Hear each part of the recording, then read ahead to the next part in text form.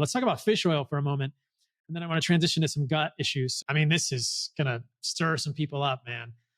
I remember Rhonda Patrick, whose work I respect, and I've asked her multiple times to debate and had been met with only silence and no willingness to debate. But she's recommending large doses of fish oil to people. And I think this is something that needs to be discussed for the health of the human population. There's multiple studies with editorials, I think in JAMA, and maybe in one of the Journal of American Cardiology journals, showing clearly increased rates of atrial fibrillation and arrhythmia in humans taking 4 grams of fish oil per day plus. And I just think, yeah, like you said it, I hadn't thought about it that way, but it's pretty interesting. Like fish oil is the new seed oil. And there's no reason for any of you guys listening to this podcast to be taking fish oil. I just don't think you need it. I think it's harming you for the same reasons: membrane permeability, cardiolipin, everything. I'm sure we could find, I don't know if there's actually a study showing that fish oil, I keep saying it, it's like the same thing. Fish oil increases LDL oxidation, but I wouldn't be surprised if there's actually data on that, maybe not in humans, but certainly in vitro, which would be suspect. And we need to make sure we look at that carefully. But there are omega-3s, just like there's linoleic acid in animal foods. There are omega-3s in animal foods in very small amounts.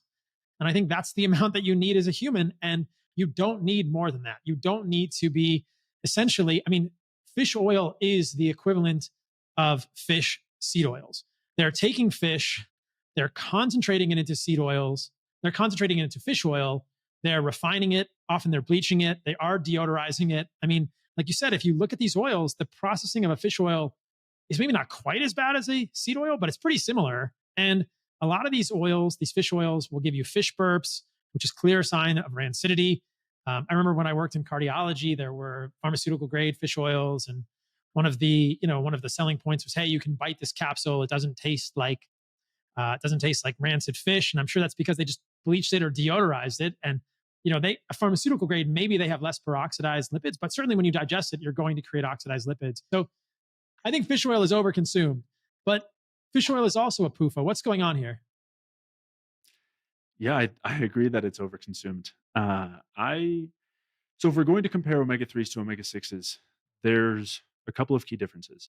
One, omega-3s are typically less stable, more unsaturated with more double bonds, meaning that they're more susceptible to oxidation, not only when they're on the shelf, but also when they're in our tissues.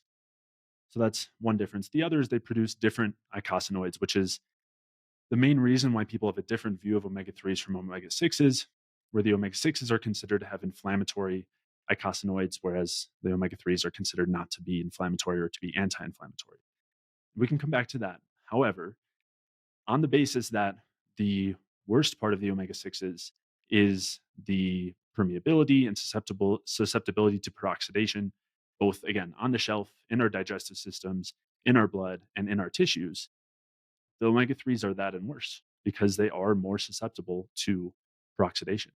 And so when looking at these studies involved in the membrane pacemaker theory of living, or of aging, which is what I was mentioning earlier with the different levels of polyunsaturated fats and how that affects lifespan and aging and health, the omega-3s are worse typically because they have more double bonds and they lead to more permeability and more susceptibility to oxidation than the omega-6s.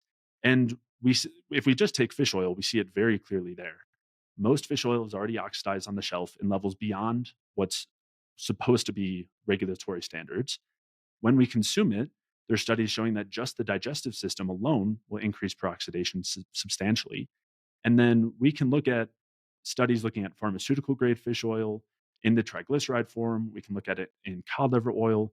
We can look at it with antioxidants, and you still see increased levels of lipid peroxidation and especially worse disease processes when you see this play out over time in animals.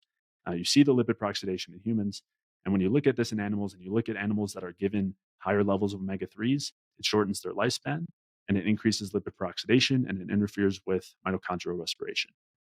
So I think the omega-3s are next. They're the next seed oil, or fish oil is the next seed oil.